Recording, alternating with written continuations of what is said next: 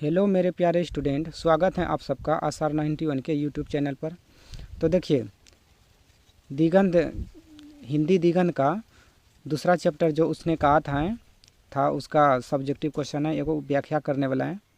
प्रस्तुत पंक्ति का भावार्थ या मर्म लिखे या व्याख्या करें। बात एक ही हुआ, भावार्थ पूछे या मर्म लिखे या व्याख्या करने के लिए पूछे तो आंसर एक ही लिखेंगे। ठीक है, तो देखिए इसका व्याख्या कैसे करते हैं। अब के हाड़ यानी आषाढ़ में, हाड़ मतलब आषाढ़ होता है, याद रखिएगा। अब के हाड़ में यानी आषाढ़ महीने में यह आम खूब फलेगा। चाचा भतीजा दोनों यहीं बैठकर आम खाना। जितना बड़ा भतीजा है उतना ही यह आम है। जिस महीने उसका जन्म हुआ था उसी महीने में मैंने इसे लगाया था। तो देखिए इसका व्याख्या कैसे करते हैं।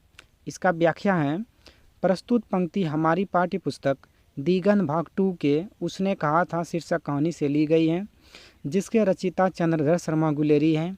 इस पंक्ति के अनुसार कवि बताते हैं कि लहना सिंह बुरी तरह से जख्मी है। यानी कि यहाँ पे लहना सिंह जो था वो बुरी तरह से क्या था, जख्मी था। यहाँ पे हो लिखा हुआ है लहना, ठीक नहीं, लहना सिंह लिखा हुआ है यहाँ पे। लहना सिंह कहता है बुरी तरह से क्या है, जख्मी है। लहना लो हो नुमा का, यानी कि लहना सिंह बुरी तरह से जख्मी है। ठीक है, इसके आगे देखिए क्या कहता है क्वेश्चन ने।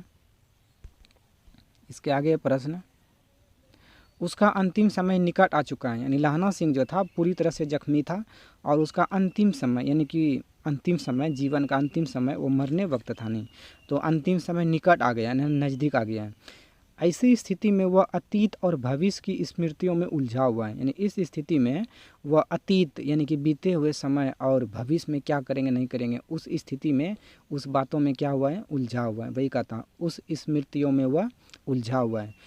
कभी उसे अतीत की घटनाएं याद आती हैं तो कभी उसे भविष्य की घटनाएं याद आने लगती हैं। ऐसी ही एक कल्पना करते हुए बजीरा सिंह से कहता है कि इस बार आषाढ़ के महीने में यह आम खूब फलेगा। तुम और तुम्हारा भतीजा बैठकर खूब आम खाना। यह आम का पेड़ मैंने उसी महीने लगाया था जिस महीने तेरे भतीजे का जन्म हुआ था। यह आम का पेड़ तेरे भतीजे के बराबर है। क्या कहा, यह आम का पेड़ तेरे भतीजे के बराबर है। तो देखिए इस क्वेश्चन को हम फिर से एक बार रिपीट करते हैं। क्वेश्चन है, अब के हाड़ यानी आषाढ़ में यह आम खूब फलेगा। चाचा भतीजा दोनों यहीं बैठकर आम खाना। जितना बड़ा भतीजा है उतना ही यह आम है।